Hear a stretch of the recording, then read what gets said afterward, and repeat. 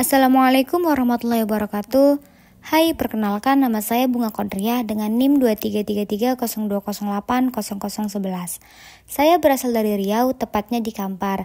Saat ini umur saya 19 tahun. Saya lahir di Kampar pada tanggal 23 Juli 2005. Saya anak pertama dari 5 bersaudara. Hobi saya menulis dan membaca.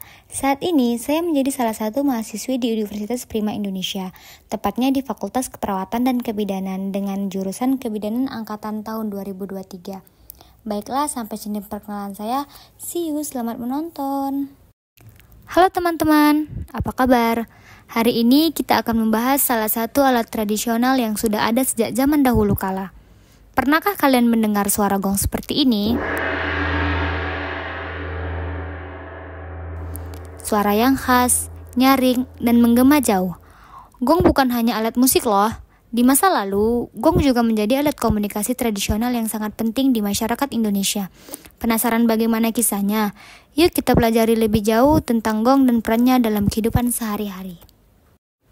Gong berasal dari Asia Tenggara loh.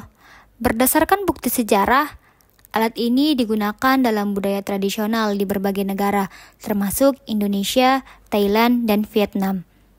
Gong dikenal sebagai alat musik yang penting, tetapi tahukah kalian, gong juga digunakan untuk berbagai tujuan praktis dalam kehidupan sehari-hari.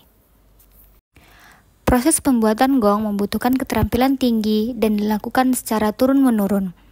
Di Indonesia, daerah seperti Jawa dan Bali terkenal dengan tradisi pembuatan gongnya. Terutama untuk gamelan, setiap gong memiliki suara khas yang unik tergantung pada ukuran, bahan, dan cara pembuatannya. Di masa lalu, sebelum ada telepon, radio, atau alat komunikasi modern lainnya, masyarakat menggunakan gong untuk menyampaikan informasi penting. Suara gong yang nyaring dapat terdengar hingga jarak jauh, bahkan di desa yang luas dan terpencil.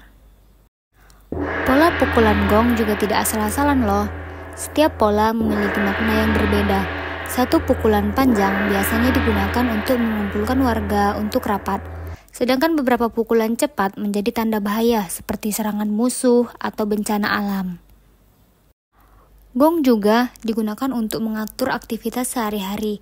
Misalnya, di ladang, petani menggunakan gong kecil untuk memberi tanda waktu istirahat atau pulang kerja.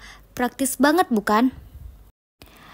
Tidak hanya untuk komunikasi, gong juga menjadi bagian dari tradisi budaya dalam acara adat seperti pernikahan, pembukaan festival, atau upacara keagamaan.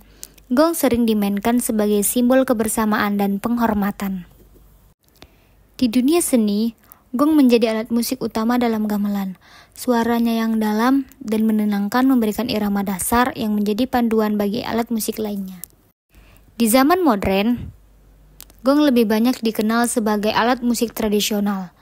Meskipun jarang digunakan untuk komunikasi seperti dulu, gong tetap menjadi simbol budaya yang disertakan dalam seni dan pendidikan. Banyak daerah di Indonesia yang mengadakan festival gong atau memasukkan gong ke dalam kurikulum seni budaya. Hal ini menunjukkan bahwa gong tetap relevan sebagai warisan budaya yang berharga. Dari masa lalu hingga sekarang, gong menjadi saksi perjalanan budaya Nusantara. Lebih dari sekedar alat komunikasi, gong juga simbol kebersamaan, penghormatan, dan seni. Yuk kita lestarikan tradisi ini agar tetap hidup di tengah kemajuan zaman.